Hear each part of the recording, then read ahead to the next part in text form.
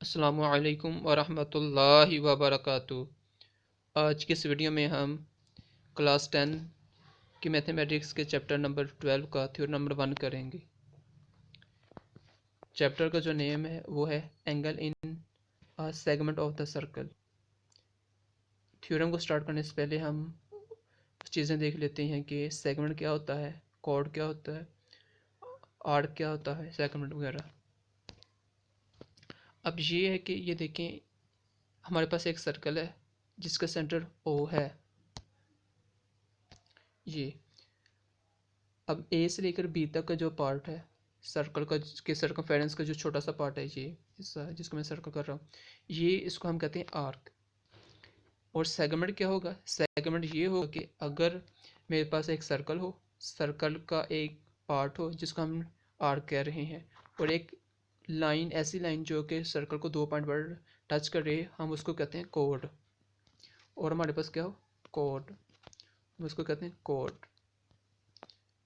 अगर हमारे पास एक आर्क हो और एक कोड हो तो हम उसको कहते हैं कोड, और आर्क के दरमियान वाला जो शेडेड रह रहा है हम इसको कह देंगे सेगमेंट। और सेक्टर क्या होगा? सेक्टर ये होगा कि हमारे पास दो रिदास हों। रिदास क्या होता है? सेंटर से लेकर सर्कमफेरेंस तक का जो हिस्सा होता है हम इसको कहते हैं रेडियस, उर्दू में रिदास कहते हैं। अगर हमारे पास दो रिदास हों और एक आर्क हो तो इनके दरमियान में जो एरिया है हम उसको कहते हैं सेक्टर। अब हम थ्योरम को स्टार्ट करते हैं। थ्योरम की स्टेटमेंट क्या है? थ्योरम की स्टेटमेंट ये है कि the measure of a central angle of a minor arc of a circle। अब इसमें ये कह रहा है कि अगर मेरे पास एक सर्कल हो और सर्कल के अंदर एक माइनर पार्ट, माइनर आर्क हो। माइनर आर्क क्या होगी? अभी मैंने आपको बताया है कि ये मेरे पास सेगमेंट है। चूँकि ये सेगमेंट छोटा सा, सर्कल का छोटा सा पार्ट है, इसके अलावा जो बकिया पार्ट है ये भी तो जो ना सेगमेंट ही है, लेकिन ये मेजर सेगमेंट है। मेजर सेगमेंट से क्या मुराद है? मेजर सेगमेंट से मुराद ये है क्योंकि यहाँ पर एक ये वाला पार्ट आ रहा है और एक ये वाला पार्ट आ रहा है।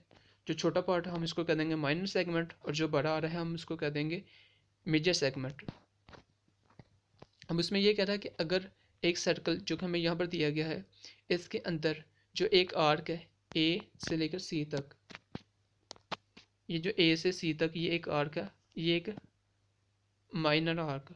इसके अलावा जो बाकी आर्क है वो मेजर आर्क है।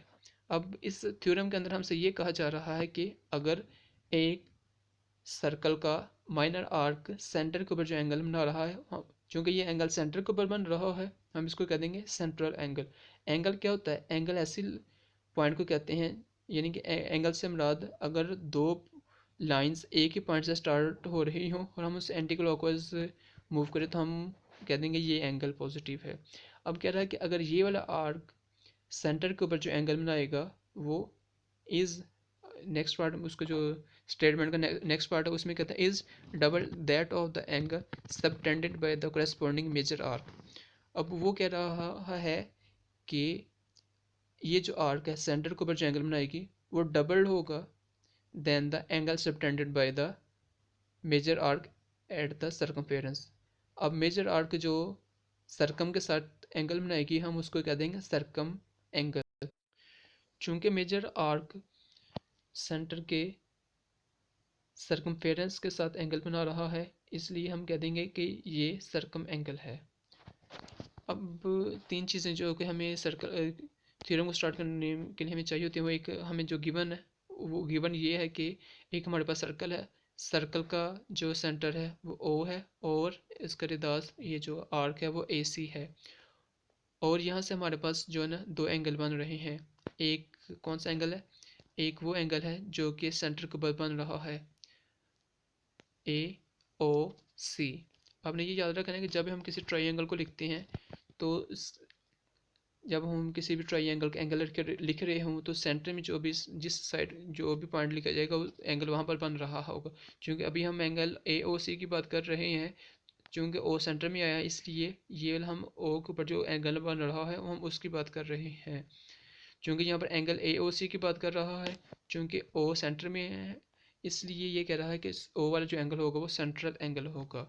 अब उससे क्या कहता है कि सर्कम एंगल कौन सा होगा? ए बी और सी वाला, ये वाला जो एंगल होगा हम इसको कह देंगे सरकम एंगल, ये वाला पार्ट ए ओ सी। तो यहाँ पर जो एंगल बन रहा है हम उसको कह देंगे सरकम एंगल। अब हमने प्रूव क्या करना है, हमने प्रूव ये करना है कि A C major angle A O C is equal to 2 times major angle A B C. हमने कंस्ट्रक्शन क्या की, हमने कंस्ट्रक्शन ये की कि ए बी को हमने मिला दिया डी के साथ, इस तरह से मिलाया कि ये सेंटर में से पास करे। जब हमने इसको सेंटर में से पास किया तो हमारे पास 2 ट्राइंगल्स बन गई। कौन कौन सी, हमारे पास जो ट्राइंगल बनी वो ये बनी ए ओ बी, और जो वो बनी बी सी बी ओ, ये 2 ट्राइंगल्स हमारे पास बन गई। अब यहाँ से हमने हमारे पास जो है ना एंगल्स बन गए। अब इसको समझने के लिए सबसे पहले आप जो है ना एक चीज़ ये समझ लें कि उसमें कहता है कि क्योंकि हम यहाँ से हमारे पास 6 एंगल्स बन गए, ए बी सी के एंगल जो एंगल्स बने हम उसको कह दिए कि 1 2 का नाम दे दिया, एंगल 3 4 5 और 6 का नाम दे दिया। अब हमने इसको प्रूव करना है। प्रूव करने के लिए सबसे पहले मैं ट्राइंगल जो यूज़ करूँगा वो ए ओ बी होगा। अब इसको स्टार्ट करने से पहले जो इसके अंदर एक जो इम्पोर्टेंट चीज़ है वो ये है कि हम फॉर एग्जांपल अगर मैं इसको इस तरह से ड्रा करूँ, ये या इस तरह से देख कि ये एंगल, इसमें ये कहता है कि अगर किसी ट्राइंगल्स की 2 साइड इक्वल अच्छी, इसमें ए बी का उनका नाम दे दूँ ए बी एंड सी, अगर ए बी साइड बराबर आ जाए बी सी साइड के, तो फिर कहता है कि इनके अपोजिट जो एंगल होंगे वो क्या होंगे, अब इसमें इक्वल होंगे। बी सी साइड का जो अपोजिट एंगल होगा वो ये वाला होगा, इसको मैं अगर थीटा 1 का नाम दे दूँ, और ए बी साइड के जो एंगल के अपोजिट साइड, चूँकि ये साइड है उसके अपोजिट एंगल ये वाला आ जाएगा, तो हम इसको मैं कह दूँगा ये थीटा 2 है। तो अब ये हमें बताता है कि theta 1 is equal to theta 2। अब ये देख स्टेटमेंट 1 में कह रहा है कि चूँकि हमारे पास यहाँ पर जो ट्राइंगल्स बनी है वो 2 ट्राइंगल्स बनी है। कौन कौन सी बनी है, वो ये बनी है कि अगर इसको मैं ड्रा करूँ यहाँ से लादा से, एक ये साइड, एक इस तरह से और इस तरह से, ये ए, ये बी एंड दिस इज ओ। उसमें ये कहता है कि ये जो एंगल है ये थीटा 1 और ये जो एंगल है ये थीटा 3 है। अब इसमें क्या, theta 1 is equal to theta 3, वो क्यों, क्योंकि ए से लेकर ओ तक, अगर यहाँ से देखा जाए ए से लेकर ओ तक ये जो पार्ट है ये भी रिदास है, और ओ बी भी क्या है, ये भी रिदास है। चूँकि ये वाली साइड्स आपस में इक्वल हैं, इसलिए इनके जो अपोजिट एंगल्स हैं वो भी आपस में क्या होंगे, इक्वल होंगे। यहाँ पर लिखा हुआ है कि ए इक्वेशन 1 में major angle 1 is equal to major angle 3। क्यों, इसकी रीज़न क्या बताई गई, इसकी रीज़न ये बताई गई है angles opposite to equal sides in triangle O A B. ठीक, नेक्स्ट उसमें ये कह रहा है कि जो हमारे पास ट्राइंगल है ओ बी सी, अब इसमें क्या है, इसमें भी ये है कि जैसे अगर इसको ये वाले एंगल को अगर इसको मैं अगर ड्रा करूँ वो ये इस तरह से बनेगी, समथिंग लाइक दैट। ये सी हो गया पॉइंट, ये बी और ये ओ। यहाँ पर जो एंगल है ये है 2 और ये है 4। अब ओ से लेकर ए बी, ये भी क्या है, रिदास, जैसे ये रिदास है और ओ से भी रिदास है। चूँकि एक सर्कल के रिदास आप इसमें इक्वल होते हैं, इसलिए इनके अब यहाँ पर इनके जो अपोजिट एंगल्स हैं वो भी क्या होंगे, वो भी इक्वल होंगे। इसलिए यहाँ पर जो angle 2 is equal to angle 4, इसकी भी रीज़न वही बताई गई है, angle opposite to equal side in triangle O B C. अब नेक्स्ट ये आता है कि अब उसको समझने के लिए आप मज़ीद ये इस चीज़ समझें कि एक ट्राइंगल के अंदर जो है ना 2 तरह के एंगल्स होते हैं। एक तो इंटरनली एंगल होते हैं, जैसे यहाँ पर इसको मैं नाम दे दूँ ए बी और सी का, तो इसके इंटरनली एंगल ये वाले हो जाएंगे। और इसको मैं थीटा 1 थीटा 2 और थीटा 3 का नाम देता हूँ, तो जो इसका एक्सटर्नल एंगल होगा वो ये वाला होगा, इसको मैं अगर थीटा कहता हूँ। अब उसमें ये इसका कॉन्सेप्ट ये है कि जब हमने एक्सटर्नल एंगल को मालूम करना होता है, एक्सटर्नल एंगल जो है ना सम होता है इंटरनली एंगल्स लेकिन अपोजिट एंगल्स, यानी कि थीटा के साथ जो वाला एंगल जैसे थीटा 3 है ये इसके साथ वाला एंगल है, लेकिन थीटा 3 के अपोजिट एंगल कौन से हैं, थीटा 1 और थीटा 2। इसलिए जो एक्सटर्नल एंगल यहाँ पर थीटा है तो एक्सटर्नल एंगल थीटा किसके बराबर आ जाएगा, वो बराबर आ जाएगा थीटा 1 प्लस थीटा 2 के। ये कंसेप्ट हम यहाँ पर हम मज़ीद अब आगे यूज़ करेंगे।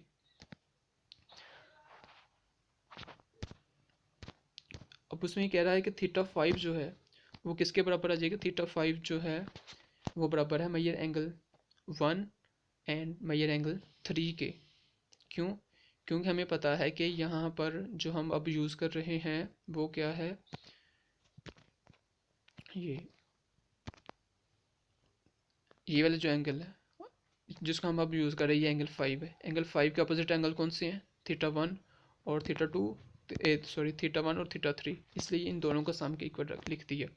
और इसकी रीज़न हमने क्या लिखी, इसकी रीज़न ये लिखी कि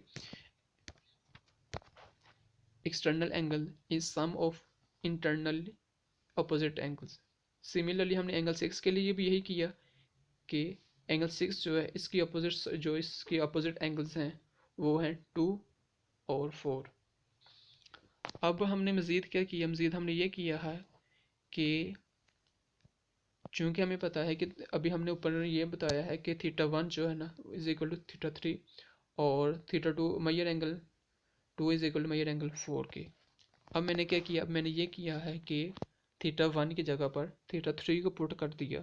थीटा 3 की एंगल 1 की जगह पर एंगल 3 हमने क्यों पुट किया, क्योंकि हम ये साबित करना चाहते हैं कि मेजर आर्क की वजह से सरकम के ऊपर जो एंगल बन रहा है वो उसको प्रूव करना है। क्योंकि ये वाला मेजर एंगल 3 सरकम एंगल के साथ बन रहा है, जबकि 1 जो है ये सरकम के साथ एंगल नहीं बन रहा, इसलिए हमने 1 की जगह पर 3 एंगल को यूज़ किया। अब क्या होगा, major angle 3 plus major angle 3, ये चूँकि ये सेम है इसलिए इसको मैं लिखूँगा 2 मेजर एंगल 3। उसकी रीज़न हमने लिख दी यूजिंग क्वेश्चन 1 एंड 3 को। अब इसी तरह से मज़ीद मेजर एंगल 6 को हमने मालूम करना था, तो उसके लिए हमें पता है कि major angle 2 is plus major angle 4 था। अब मैंने मेजर एंगल 2 की जगह पर लिख दिया मेजर एंगल 4। उसकी भी वही रीज़न है, क्योंकि यहाँ पर हमने एंगल्स को प्रूव करना है सरकम एंगल को, इसलिए ये 2 नीचे आ रहा है, 4 पर जो है एंगल बन रहा है सरकम को, इसलिए मैंने उसको यूज़ किया है। इसकी भी रीज़न हमने दे दी। अब ये भी इक्वल आ गया, क्योंकि major angle 6 is equal major angle 4 plus major angle 4, तो ये आ गया 2 मेजर एंगल 4 के इक्वल। अब डायग्राम की मदद से हम देखें तो ये ए बी सी, अगर मैं 3 और 4 को एक ही एंगल मान लूँ इस तरह से, ये 3 और 4 था ना, इसको मैं अगर एक ही एंगल मान लूँ, ये 3 4 एंगल थे, इसको मैं एक ही एंगल मान रहा हूँ, तो फिर मेरे पास क्या आ जाएगा, ये एंगल थीटा आ जाएगा। और इसको मैंने क्या नाम दिया था, ये ए था, ये बी था, ये सी था। ये टोटल एंगल क्या, मेरे पास जो एंगल बन जाएगा वो क्या बन जाएगा, ए बी सी। तो इसका मतलब मैं जो मेजर एंगल 3 है और 4 है उसको मैं कंबाइन करके मेजर, जब इसको मैं लिख सकता हूँ triangle A B C, जैसे ये नीचे लिखा हुआ है कि मेजर एंगल। अब मज़ीद हमने ये किया था कि मेजर जो 5 और 6 का हम उसको ऐड कर दिया। जब हम उसको ऐड करेंगे तो हमारे पास जो मेजर एंगल 2 और 3 के अंदर, दोनों के अंदर 2 सेम आ रहा है, इसको हम अलहदा कर लेंगे। तो फिर हमने क्या किया, मेजर एंगल 5 और 6 को मिला के, जैसे मैंने ऊपर भी बताया था, तो जैसे ये सरकमफेरेंस के साथ जो एंगल बना रहा था हमने इसको क्या दिया, ए ओ सी। 5 और 6 ये जो एंगल यहाँ पर बन रहा था ये वाला, हमने इसको मिला के क्या दिया, दोनों को मिला के हमने थीटा कह दिया। इसलिए ये हमारे पास जो एंगल बन जाएगा वो बन जाएगा मेजर एंगल ए ओ सी। और चूँकि मैंने ऊपर आपको बताया कि मेजर एंगल 3 और 4 को ऐड करने से उसको मैंने एक ही एंगल का नाम दे दिया है जो कि वो बी पर बन रहा है, इसको मैंने नाम दे दिया major angle A B C का। जैसे ये अब ये ए बी सी बन गई। अब यहाँ से क्या प्रूव हो रहा है कि सरकम फेरेंस का जो एंगल है वो हाफ होगा then the angle subtended at the arc by the centre. यानी कि ये हमें अब क्या बता रहा है, यहाँ से प्रूव हो रहा है कि सेंटर के ऊपर जो एंगल बन रहा है बाई माइनर आर्क, वो जो है ना उसके कोरेस्पॉन्डिंग जो मेजर आर्क सर्कमफेरेंस का एंगल बनाएगा उसका 2 टाइम्स होगा। यानी कि अगर सेंटर के ऊपर एंगल बन रहा हो 60 का, जैसे मैं 60 को लिख सकता हूँ 2 टाइम्स 30, कि अगर सर्कल का जो एंगल होगा सर्कमफेरेंस का जो एंगल है वो 30 होगा, तो फिर सेंटर का जो एंगल होगा वो 60 डिग्री होगा। उम्मीद करता हूँ आज की वीडियो आपको पसंद आई होगी। अगर किसी बात में इशू हो तो आप कमेंट सेक्शन में पूछ सकते हैं। अस्सलामु अलैकुम वरहमतुल्लाहि वबरकातुहू।